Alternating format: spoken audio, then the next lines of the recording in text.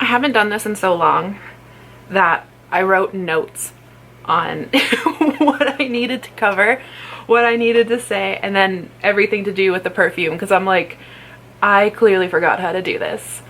Fragrance Friday was supposed to be every Friday, but I don't even want to say this last month was stressful. It was just busy. It was a little bit overwhelming. It was busy.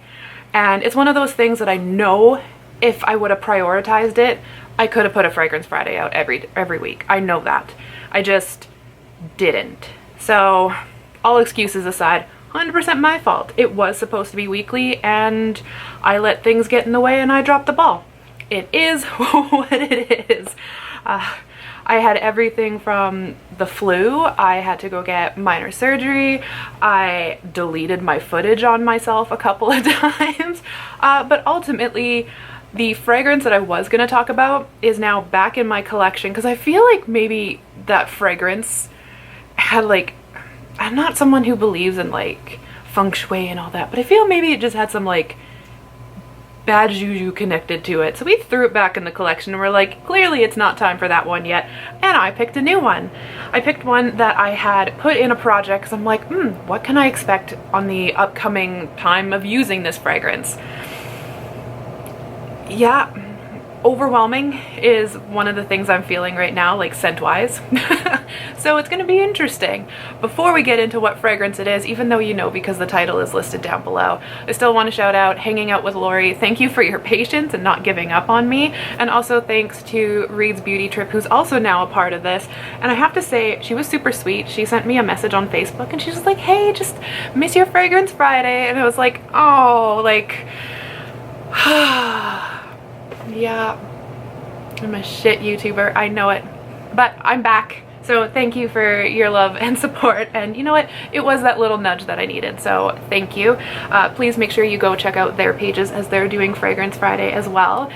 And let's get into this fragrance, and I'm eating my hair.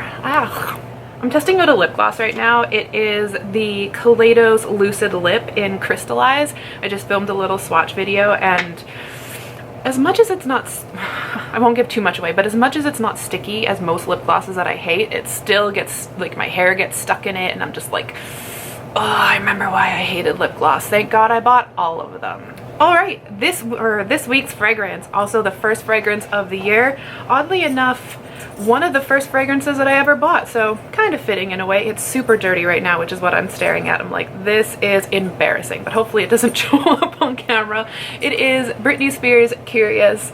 Someone had left me a comment saying like, oh, this was my favorite go-to perfume, and I was like, I remember when I was younger, 100% it was my favorite go-to perfume. I'm not sure if I sprayed too much, but I can taste it right now. That just came out of nowhere, and it's a little gross. It says nothing about the perfume because clearly if you eat any perfume it's really disgusting, but it's just like that just happened out of nowhere. Interesting. Anyways, trying to get over that and moving on. I've been rambling so much that my notes shut off on me, so let's pull them back up. Okay, before we get into what this fragrance is, what do I think this fragrance is? All right, work with me here. All right, close your eyes, find a peaceful place, and picture yourself. I feel like it's a miscongeniality kind of moment where they're like, what's your perfect date? Picture yourself April 12th when it's not too hot and it's not too cold. Yeah, it's that perfect day of spring where you're just like, I need to open the windows, let the fresh air in, and it all comes wafting in. Everything just has like that clean smell to it. It's just like, it's perfect, and there's a little bit of floral that kind of hits you, but it's mainly clean. That is how I would describe this fragrance. I know, very imaginative. We're getting very creative in 2020, but that's what I picture when I smell the scent. It's just very clean, but in a like more floral fresh kind of way. It doesn't smell like fresh ocean. It's definitely more on like that delicate kind of floral side without smelling like a bouquet of flowers right in your face, but you can still get the floral. Honestly, I think it's a really nice fragrance, but my senses are very overwhelmed right now. I think I'm just not a floral person in general. Like, I think we've come to the conclusion it's mainly jasmine that makes me sick. I don't think there is jasmine in this one. So it's like my head's not getting wishy-washy. I'm just like overloaded in floral scents is just how I feel right now. So sadly, it's a no from me. This is something maybe if I got myself some fake flowers to put on a table, I might just like put a spritz on it to kind of freshen up the room per se. I think also come springtime, maybe it's one that'll just like spritz in the windowsill to let it kind of waft in gently, because it does really have that nice, fresh, clean scent to it. It's just on me, it's just too overwhelming. So without repeating the same thing a million times more, let's read what this fragrance is. Britney Spears Curious is a lively, bright, and effervescent fruity floral. Fruity floral. I get no fruit in this whatsoever, like none. Aimed at 20-somethings, oh, clearly not my age range, with attitude. Did that just say how old I was? Whatever. Age is age. You're only as old as you feel. And apparently right now I feel like I'm a 20-something-year-old with attitude. I don't get attitude with this. I feel like this would be the girl who's like sitting in the library studying for her test. She's smart and she's determined, but she's still fresh and clean. I'm gonna work for a perfume company at the end of this. Just watch. The curious woman is romantic, independent, and mischievous. I still don't get mischievous out of it. One who's not afraid of risks. Maybe of trying a new body wash. Still don't get this risk and mischievous stuff out of it. Anyways, this is Britney Spears' first fragrance in partnership with Coty Inc, launched in 2004. I'm not sure why we needed to know that, but there you go. It came out in 2004, and I probably had it since then. Oh man. It became an instant hit with the public. That's nice. Let's get on with it. The composition is based on the notes of white flowers surrounded by vanilla and musk nuances. I don't get vanilla either. Not a lot of musk. It definitely must be like soft musk or like a white musk, because it's not, I don't get musky out of it. All right, but here, we're finally getting into it. It opens with fresh lotus, mouth-watering pear, and magnolia. I like the smell of pear. There is no pear in that whatsoever. Like, But in all fairness, if I had this since 2004, it's possible the pear could have died out of it by now. The intensive floral heart is composed of tuberose, jasmine, oh, there is jasmine in here, and pink cyclamen. I've never heard of that one before. Cyclamen? That's a new one to me. But it's funny, there's jasmine in here and I'm not dying yet. The cynical part of me is like, just give it time. The sensual base is composed of musk, vanilla, and precious woods. Not like those unprecious woods. I don't know, I feel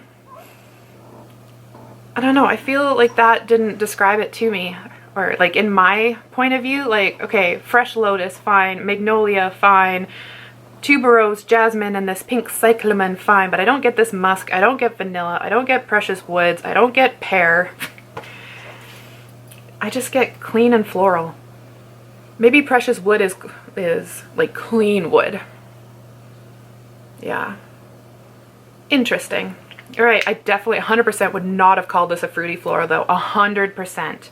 I think, how would I describe it? I think like a fresh floral.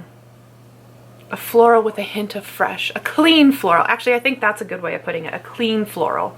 That would be my way of describing it, 100% not fruity. I do not get fruity in there whatsoever.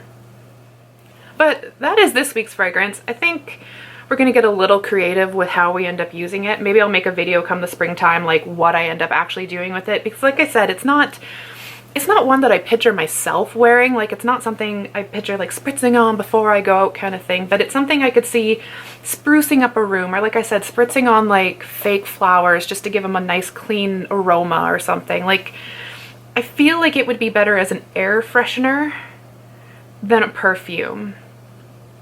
But maybe that's just because like maybe all those fruity fun nuances have died out because it's been here for like how long? 16 years? Oh shit. But yeah, so that is this week's fragrance. Thank you for checking in with me. I know one of you already commented that you absolutely love this fragrance, but I'm wondering how many else of you have tried this one and what are your thoughts on it? Do you agree with me, or do you actually get the fruity nuances? I really wish I got pear out of that. I think it would actually be a nice touch if I could. Yeah, because pears are kind of like soft as well, but they have that really nice sweetness to it. So I could see it being a nice addition. I just wish I got it. But that is this week's Fragrance Friday. I was gonna say I hope to see you next week, but you know what? 2020 is the year that we do shit. John actually has this really good saying that he says to me, and it's every time I get really like procrastinating,